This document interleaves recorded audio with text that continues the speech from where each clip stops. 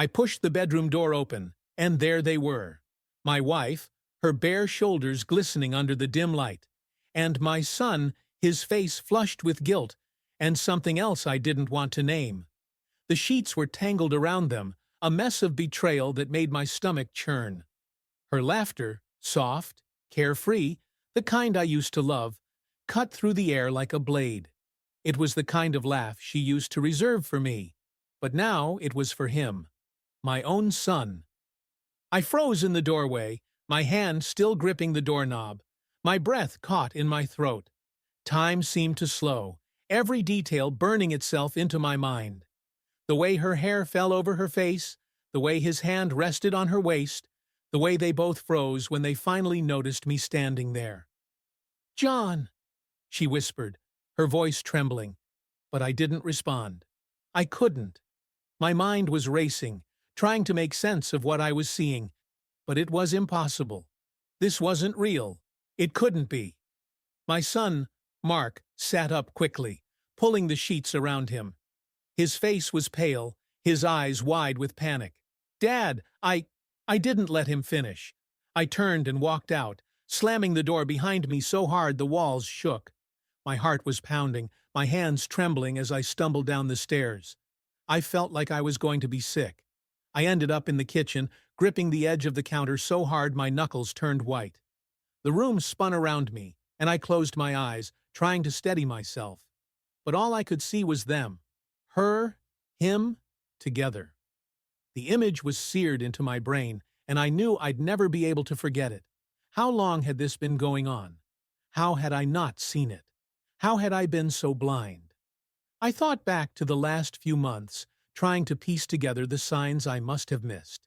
The late nights she'd spent working. The way Mark had been distant, avoiding me more than usual. The little things, her coming home with her hair messy, the way she'd blush when I asked her about her day. I thought it was just stress, or maybe even another man. But this was worse than anything I could have imagined. I heard footsteps on the stairs, and then she was there, standing in the doorway of the kitchen. She'd thrown on a robe, but her hair was still disheveled, her lips swollen. She looked at me with those big pleading eyes, the ones that used to make me forgive her for anything. "John, please," she said, her voice breaking. "Let me explain." I shook my head, unable to speak. What could she possibly say that would make this okay? Mark appeared behind her, still shirtless, his face a mask of guilt and shame. "Dad, I'm sorry. I didn't mean for this to happen." I laughed, a bitter hollow sound that surprised even me. "You didn't mean for this to happen? What, did you just trip and fall into bed with her?" He flinched, and for a moment I felt a pang of guilt. He was still my son, after all. But then I remembered what I'd just seen, and the anger came rushing back. "How long?" I demanded, my voice low and dangerous. They exchanged a glance, and that was all the confirmation I needed. It hadn't been a one-time thing. This had been going on for a while. "Answer me!" I shouted, slamming my fist down on the counter. She jumped, tears spilling down her cheeks. "A few months," she whispered. "A few months," I repeated, the words tasting like ash in my mouth. "You've been sleeping with my son for months, and neither of you thought to tell me?" "Dad, it's not like that," Mark said, stepping forward. "We didn't plan this. It just happened." "It just happened," I echoed, my voice dripping with sarcasm. "You're telling me you didn't think about what this would do to me? To our family?" "John, please," she said again, reaching out to touch my arm. I jerked away, not wanting her anywhere near me. "Don't," I snapped. "Don't touch me. Don't talk to me. I don't even want to look at you right now." She started to cry in earnest then, her shoulders shaking with sobs. Mark looked like he wanted to comfort her, but he didn't dare move. I turned away, unable to stand the sight of them together. My mind was racing, trying to figure out what to do next. Should I leave? Kick them out? Call the police? None of it made sense. In the end, I did the only thing I could think of. I grabbed my keys and walked out the door, leaving them standing there in the kitchen. I didn't know where I was going, and I didn't care. I just knew I couldn't stay in that house a second longer. As I drove away, the image of them together kept replaying in my mind, over and over again. It was like a nightmare I couldn't wake up from. And the worst part was, I knew this was only the beginning. The fallout from this would destroy everything. My marriage, my relationship with my son, my life as I knew it. But for now, all I could do was drive. Drive and try to outrun the pain that was threatening to consume me. I drove for hours, the streets of our quiet suburban neighborhood blurring into a maze of streetlights and shadows. My mind was a storm of emotions. Anger, betrayal, disbelief, all swirling together in a chaotic mess. I didn't know where I was going, and I didn't care. All I knew was that I couldn't go back. Not yet. Eventually, I found myself at a bar on the outskirts of town. It was the kind of place I'd never normally go. Dimly lit, with sticky floors, and a faint smell of stale beer. But right now, it felt like the only place I could be. I slid onto a stool at the bar and ordered a whiskey. Neat. The bartender didn't ask any questions, just poured the drink and slid it toward me. I downed it in one gulp, the burn of the alcohol doing little to numb the pain. I ordered another, and then another, hoping that if I drank enough, I might be able to forget, even for a moment, what I'd seen. But it didn't work. No matter how much I drank, the image of them together was seared into my mind. Her laughter, his guilty expression, the way they'd looked at each other, it was all there, playing on a loop in my head. I don't know how long I sat there, drowning in my own misery, but eventually the bartender cut me off. "You've had enough, buddy," he said, not unkindly. I wanted to argue, to tell him that no, I hadn't had enough, that I'd never have enough to make this pain go away. But I didn't. Instead, I threw some cash on the bar and stumbled out into the night. The cool air hit me like a slap, and for a moment I felt a little more clear-headed. But the clarity didn't last long.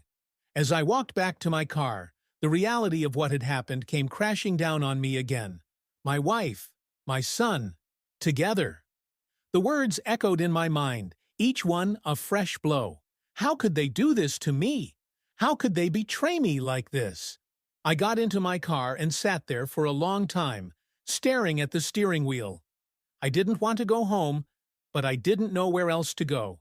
In the end, I started the car and drove back, my hands gripping the wheel so tightly my knuckles turned white. When I pulled into the driveway, the house was dark, except for a single light in the living room. I sat there for a moment, staring at the house that had once been my sanctuary, now feeling more like a prison. Finally, I got out of the car and walked inside. The house was quiet, the kind of quiet that feels heavy and oppressive. I could hear the faint sound of the TV in the living room, and I knew they were in there, waiting for me. I took a deep breath and walked in. She was sitting on the couch, her legs tucked under her, a blanket wrapped around her shoulders. She looked small, fragile, like a child. Mark was sitting in the armchair across from her, his head in his hands. They both looked up when I walked in, their eyes wide with fear and guilt. For a long moment, no one spoke. The silence was deafening, broken only by the sound of the TV in the background. Finally, I couldn't take it anymore. "Well?" I said, my voice cold and hard. "What do you have to say for yourselves?" She flinched, tears welling up in her eyes. "John, I'm so sorry," she whispered. "I never meant to hurt you." "You never meant to hurt me?" I repeated, my voice rising. "What did you think was going to happen? Did you think I'd never find out? Did you think I'd just be okay with this?" "Dad, please," Mark said, his voice trembling. "It's not what you think." "Not what I think," I snapped, turning on him. "I walked in on you two together, Mark. What the hell am I supposed to think?" He flinched, looking down at his hands. "I know it looks bad, but it just happened. We didn't plan it." "It just happened," I repeated, my voice dripping with sarcasm. "You keep saying that, like it makes it okay, but it doesn't. Nothing about this is okay." "John, please," she said again, her voice breaking. "I love you. I never wanted to hurt you. But I don't know what happened. It just, it just got out of control. Got out of control? I said, my voice rising. You're my wife, Emily.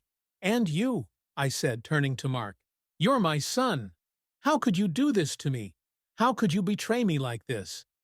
They didn't answer. They just sat there, looking at me with those guilty, pleading eyes, and I felt a fresh wave of anger wash over me. You know what? I said, my voice shaking with rage. I don't even want to hear it. I don't want to hear your excuses or your apologies or your bullshit. I just want you out of my sight. John, please, she said, tears streaming down her face. Don't do this. Don't do this, I repeated, my voice cold. You did this, Emily. You and him. You did this. And now you're going to have to live with the consequences. I turned and walked out of the room, unable to stand the sight of them any longer. I went upstairs to the bedroom, slamming the door behind me. I sat down on the edge of the bed, my head in my hands, and let the tears come. I don't know how long I sat there crying, but eventually I heard a soft knock on the door. John, she said, her voice trembling, can we talk? I didn't answer. I couldn't. I just sat there staring at the wall, feeling like my world had been ripped apart. The door creaked open and she stepped inside. She looked so small, so vulnerable, standing there in the doorway, her eyes red from crying. John, please, she said, her voice breaking. I love you. I never wanted to hurt you, but I don't know what happened. I don't know how we got here. I looked at her, my heart breaking all over again. I don't know either, I said, my voice barely above a whisper. But I do know one thing. I can't do this anymore. I can't be with you, knowing what you've done. She started to cry again, her shoulders shaking with sobs. John, please, she said, her voice barely audible. Don't leave me. I didn't answer. I just sat there staring at the wall, feeling like my heart had been ripped out of my chest. And in that moment, I knew that nothing would ever be the same again. The days that followed were a blur. I moved out of the house, unable to stay under the same roof as Emily and Mark. I rented a small apartment on the other side of town, a place that felt cold and empty, just like I did. I didn't take much with me, just some clothes, a few personal items, and the weight of my shattered life. I didn't talk to either of them for weeks. Emily called and texted constantly, begging me to come home, to talk to her, to give her another chance. But I couldn't. Every time I thought about her, all I could see was her with Mark, and the pain was too much to bear. Mark tried to reach out too, but I ignored him. I didn't know what to say to him. How do you talk to your son after something like this? How do you even look at him? Work became my only escape. I threw myself into it, working long hours and taking on extra projects just to keep my mind occupied. But even there, I couldn't escape the whispers. Word had gotten out, as it always does in a small town, and I could feel the pitying looks from my coworkers, the hushed conversations that stopped whenever I walked into the room. I hated it. I hated the way people looked at me, like I was some kind of tragic figure. I hated the way they tiptoed around me, afraid to say the wrong thing, but most of all, I hated the way I felt. Broken, empty, and utterly alone. One night, after another long day at work, I found myself sitting in my apartment, staring at the blank TV screen. The silence was deafening, and I couldn't take it anymore. I grabbed my keys and drove to the only place I could think of, the bar where I'd gone that first night. The bartender recognized me as soon as I walked in. "Rough night?" he asked, pouring me a whiskey without waiting for my order. I nodded, downing the drink in one gulp. "You could say that." He poured me another, and I sipped it slowly this time, letting the warmth spread through me. For a while, I just sat there, staring at the rows of bottles behind the bar, trying to make sense of everything that had happened. But there was no sense to be made. No explanation that could make it all okay. Eventually, the bartender wandered off to serve other customers, and I was left alone with my thoughts. They were dark and heavy, and I couldn't shake the feeling that I was drowning in them. I don't know how long I sat there, but at some point I felt a hand on my shoulder. I looked up to see Mark standing there, his face pale and drawn. "Dad," he said, his voice trembling, "can we talk?" I wanted to say no. I wanted to tell him to leave, to get out of my sight and never come back. But something in his eyes stopped me. He looked so young, so lost. And despite everything, I still saw my son in there somewhere. I nodded, and he slid onto the stool next to me. For a long time, neither of us spoke. We just sat there, staring at the bar, the weight of everything unsaid hanging between us. Finally, Mark broke the silence. "I'm sorry, Dad," he said, his voice barely above a whisper. "I never meant to hurt you. I don't know what happened. I don't know how we got here." I didn't answer right away. I just sat there, staring at my drink, trying to find the words. "I don't know either," I said finally, "but I do know this. You're my son, Mark, and no matter what happens, I'll always love you. But what you did, I don't know if I can ever forgive you for that." He nodded, tears welling up in his eyes. "I understand," he said, his voice breaking. I just wanted you to know that I'm sorry, and that I'll do whatever it takes to make this right." I didn't know what to say to that. I didn't know if anything could ever make this right. But for the first time in weeks, I felt a tiny flicker of hope. We sat there for a while longer, not talking, just being together. And for the first time since that awful night, I felt like maybe, just maybe, there was a way forward. It wasn't going to be easy. There were going to be a lot of hard conversations, a lot of pain and anger and tears. But for the first time, I felt like maybe we could get through it. As I left the bar that night, I felt a little lighter, like maybe the weight of everything wasn't going to crush me after all. I didn't know what the future held, but for the first time in a long time, I felt like maybe there was still a chance for us. And that was enough. For now, it was enough.